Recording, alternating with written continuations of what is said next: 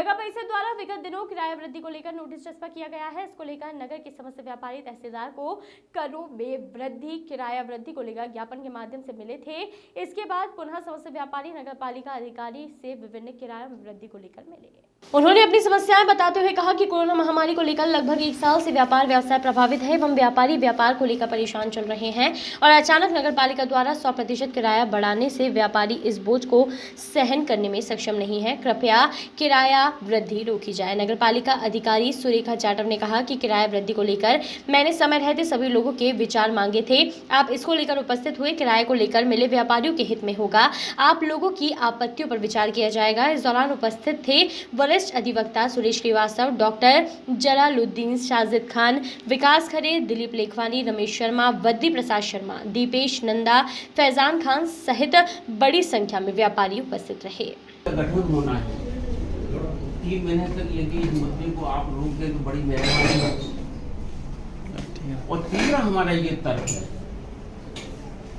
कि अभी देश में, अपने मध्य प्रदेश में किसी भी नगर पालिका, नगर पंचायत में ऐसी कोई भी कर वृद्धि दुगनी कहीं की गई हो तो आप हमें बताएं, हम भी उसका पालन करने का। मध्य प्रदेश में भी अभी जो बजट आया है उसमें भी इस प्रकार का जनता के ऊपर कोई अधिभार, कोई भार नहीं डाला गया है जिससे उसकी कमर टूट जाए। ये हमारे कमर तोड़ने वाला एक आपका जो चल रहा है, जिसके अंतर्गत 1 अप्रैल से आप बढ़ाने वाले हैं। तो इस विषय में तहसीलदार महोदय को भी आवेदन दिया है। हमारे सब नागरिकों ने उस पर क्या प्रतिक्रिया हुई है, क्या कार्रवाई हुई है, वो भी हम जानना चाहते हैं सब लोग। पहले फिर हम मुझे पता तो चला था, सब लोग बोल रहे हैं, लेकिन जब से दुकानें गठित हुई हैं तो मतलब नगर पालिका के नियम में स्पष्ट लिखा है कि प्रति वर्ष 10% की वृद्धि होनी चाहिए, पर यहाँ पे 10 से 11 साल होने को आए, आज तक किसी ने वृद्धि की ही नहीं। क्योंकि परिषद काल में वो हमेशा चाहते हैं कि जनता के सहयोग से काम करें, तो वो लोग बढ़ा भी नहीं पाते। और अभी ऐसा समय प्रशासक काल है और उसमें मेरी तो जिम्मेदारी है कि मैं बढ़ाऊँ। और नियम था, मैंने बढ़ाया तो मैंने जब 10% हर साल का लगाया तो 100% आ रहा था, उस हिसाब से डबल हुआ है। इसके बाद ये है कि दुकान का किराया 300 रुपये कोई ज़्यादा नहीं है, और अगर आप बर्डन का बोल रहे हैं तो इतना ज़्यादा भी नहीं है कि आप दे ना सकें। कई ऐसी दुकानें भी मैंने देखी जो मुझे बता रहे हैं कि हम किराए से चला रहे हैं, पर लिखित में देने को कोई तैयार नहीं है, और किराया वो 4000 रुपये देना है। जब वो 4000 उस व्यक्ति को दे सकते हैं तो हमें 600 रुपये क्यों नहीं दे सकते? पूरी मतलब मेरा ये है कि बहुत ज़्यादा नहीं है, 600 रुपये प्रति माह बहुत कम होता है, बहुत ज़्यादा नहीं है। दूसरी बात, किराए से भी अगर चला रहे हैं तो वहाँ भी 4-4 हज़ार में दुकानें जा रही हैं, तो कोई इसमें ऐसा नहीं है कि बहुत लग रहा हो। उसके बाद आप कहें कि नियमता तो गलत है, नहीं। अगर आप लोग चाहते हैं, अपील करना चाहते हैं, तो कलेक्टर सर को भी दे सकते हैं और हमारे SDM सर को भी दे सकते हैं। फिर वो जो भी निर्णय लेंगे तो मैं उसका पालन करूँगी। SDM साहब को जो दिया है अभी हमने तहसीलदार महोदय के द्वारा, वो आप तक आया, उसमें कुछ प्रतिक्रिया, एक कार्रवाई हुई है क्या? नहीं, उन्होंने मेरे से बात की थी, फिर मैंने उन्हें जब नियम बताया तो उन्होंने सहमत करके उसको कुछ नहीं किया। मैं 2 मिनट में बात करता हूँ भैया, 2 मिनट बात लगा। अरे मैं जरा थोड़ा सा एक बहुत बड़ी समस्या रही है कि जो नगर परिषद द्वारा कर वृद्धि में दुगनी करने का उन्होंने जो सूचना जाहिर करी थी कि दुकान के किराया, मकान के किराया और भी अन्य चीज़ों में दुगना किराया करेंगे, उस जनता की नाराज़गी को लेकर आज हमारा प्रतिनिधिमंडल CMO महोदय से मिला है और अपनी परेशानी बताई है कि कोरोना काल से पीड़ित होने के कारण आर्थिक मंदी के दौर से गुजर रहा है सुल्तानपुर नगर का बाजार भी और नगरवासी भी। इसलिए इस दुगनी कर वृद्धि को रोककर कम की जाए, जिसके लिए उन्होंने आश्वासन दिया है और हमें उम्मीद है। हमारा ये कहना है, क्या इस मुद्दे के आधार पर हमारा जो है कि 3 महीने तक रोक सकते हैं आप? अभी तो नया गठन हो जाए, नगरवासियों के हाथ में हमारी बॉडी आ जाए, उनको ज़्यादा स्थिति का पता है कि कोई की स्थिति आर्थिक कैसी है, नगर की स्थिति कैसी है। नगर की स्थिति इस समय बहुत खराब है। और दूसरी भाई एक बात बताऊं मेरे पास वो आपका आवंटन नियम भी रखे हैं दुकान की, जो किराया बढ़ाने वाली बात है। यदि 10% बढ़ाने का आपके पास ऐसा कोई प्रावधान था तो आप लोगों ने नहीं बढ़ाया, उसकी गलती की सजा हम लोगों को क्यों दी जा रही है? किसने रोका है? दूसरी बात, आवंटन दुकानों का होने का ये नियम है कि आधी राशि आप नीलामी बोली के बाद देंगे और 3 दिन बाद आधी देंगे, जब आपको कब्जा दिया जाएगा। इसके बाद भी यदि आपने कब्जा दे दिया है तो उस अधिकारी को, कर्मचारी को दोषी माने ना आप। उसकी सजा हमको क्यों दे रहे हैं आप? नहीं, वो सजा 10% नहीं बढ़ाया तो उसकी सजा हमको क्यों मिल रही है? नहीं बढ़ाया, हमने लिखित में दिया कि भाई मत बढ़ाओ, हमारा जिनको अधिकार नहीं दिया उनसे कब बोला हमने?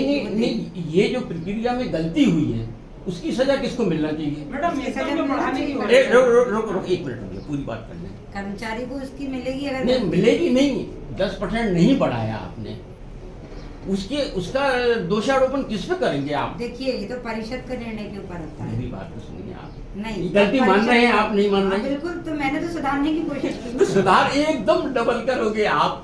10% ही है जो नियम था है। मैंने गलत सुनिए, आप 10% है, आप 10% के हिसाब से बढ़ाते 10% को हमको नुकसान नहीं पड़ता। आप एकदम डबल, यदि किसी की कीमत यदि ये ले रहे हैं हम कोई सामान, एकदम दुगनी कीमत हो जाएगी तो निश्चित है। पेट्रोल की कीमत भी बढ़ाई सरकार ने, पहले 2 रुपये, 10 रुपये, 20 रुपये करके बढ़ाई है, तो एकदम मतलब आदमी समझ गया है अपनी स्थिति के हिसाब से दुकान चलाएं ना चलाएं। मैडम, इसके अंदर अब जैसे भी आप सब बताएं अपनी आप बात। सही कह रही हैं, 10% का है, अधिकतम 25%, न्यूनतम 10%।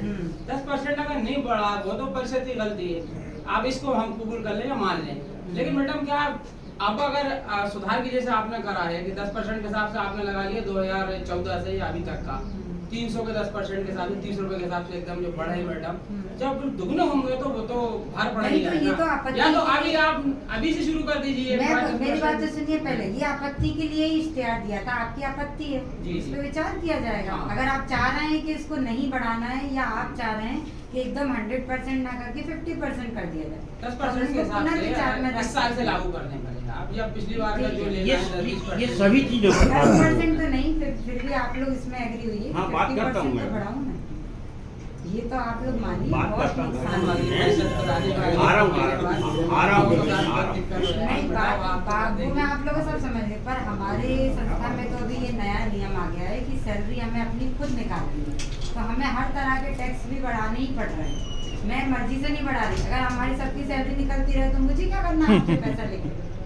पर हमारी जब सैलरी भी नहीं निकल रही है तब हमको ये मतलब ठोस नियम, नगर विकास भी जरूरी है, सफाई भी, वो तो हर चीज जुड़ी और जरा ही नाली खराब होती है तो शिकायत यही और आती लोग है। इससे नगर पंचायत से उम्मीद ही करते हैं कि काम हो, वो तो आपको कहना ठीक है, लेकिन टैक्स भी बढ़े देने में भी कोई पीछे नहीं हट रहा, लेकिन उसके तो अंदर आप बता दो कितना करना है। गुंजाइश के हिसाब से इतना कर लें, आपके लोग आसानी से देते हैं उसको, भले वो उसको 10% बढ़ाते हैं, धीरे धीरे बढ़ाकर आदमी को।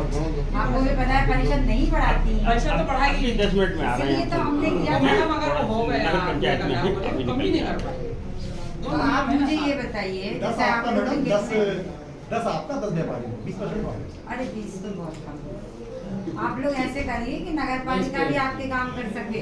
देखो जनता को जैसा आपने बोला कि 4000 अपन दुकान उसको किराए पे 4000 रुपए, अब पीछे दुकान ये बनी हुई है, ये तो खत्म ही हो गई। ये तो मैडम गलती नगर निकाय की है ना, ये तो ऐसी हैं, उसके लिए आप ये बोल सकते हैं कि वो दुकानें चल नहीं रही हैं तो हम उनका एक अलग क्राइटेरिया रख सकते हैं। हम डिवीजन कर सकते हैं कि वहाँ ज्यादा कोई पब्लिक नहीं जाती तो उसमें हाँ, ज्यादा खरीदारी नहीं हो वो रही। ले ली है लोगों ने बस, और वो उसके बाद भी मैडम कई लोगों ने ले रखी है, लेकिन वो कब्जे वाली बात है ना, तो नहीं अपनी नगर पंचायत उस टाइम जो परिषद थी उसने जो कब्जा ये दिया ताले है, लगे, 20% कारण वही है, कब्जा चल नहीं दिया। पा रहे हैं। और अब वो दुकानें किराए से चल रही हैं, आपके यहाँ उसके बिल जमा नहीं हो रहा है। मैम, ये क्या चलिए विचार कर अच्छा, लेते हैं। तीसरा हमारा बिंदु है, हमारा महत्वपूर्ण, कि एक कहावत है पुरानी, सावधान 22 पसेरी वाला।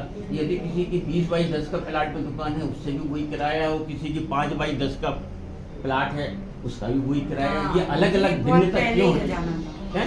ठीक एक है। पान वाले की बेचारी छोटी सी दुकान है, इनकी चाय वाले की छोटी सी दुकान है, और मैम, जो एक पीछे बड़ी होटल है। जैसे अभी आपने नंबर डलवा दुकान, एक मिनट में। जैसे इनका साइज बाय साइज अगर वो दर्ज हो जाए उसके हिसाब से जो नियम अनुसार वो किराए में हो पर जाएगा। किराए में साइज का नहीं होता, वो तो अच्छा। नीलामी में होता है। वो सस्ती बिकी है, वो शायद 1 लाख की बिकी है और आपकी दुकानें 2.5 लाख की है।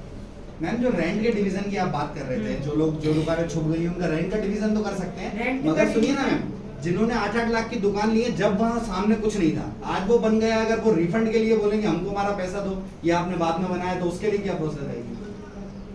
तो मैम ये दुकानें तो सामने वाले का तो पूरा नुकसान हो गया ना। पूरी दुकानें गई ना पीछे। चलती तो बढ़ गई ना। मेडिकल स्टोर है सोच रहे हो चलेंगी नहीं। मैम। मैडम कहाँ चले मैडम दुकान है? अच्छा मैम, अभी आप ये देखिए कि आपने वो जो आपका यात्री प्रतीक्षालय था, वो इसलिए है कि लोग वहाँ आके बैठे कि लोग बस देखें कब है। अब वो वहाँ आके बैठेंगे, बस चली जाएगी, उसके बाद वो वहाँ जाएंगे। बस खड़ी पीछे हो रही है, गेट इस साइड है, क्या है इसका? आप इसको ओपन कर दो, हो गया। हम लोगों का कहना पूरी बात कही कि कल यदि आपसे हमको संतोषजनक उत्तर मिलता है तो सो फार गुड है, नहीं तो आगे की हमारी जो रणनीति बनेगी उसमें हम कलेक्टर साहब को भी अपनी परेशानी से अवगत कराना चाहते हैं।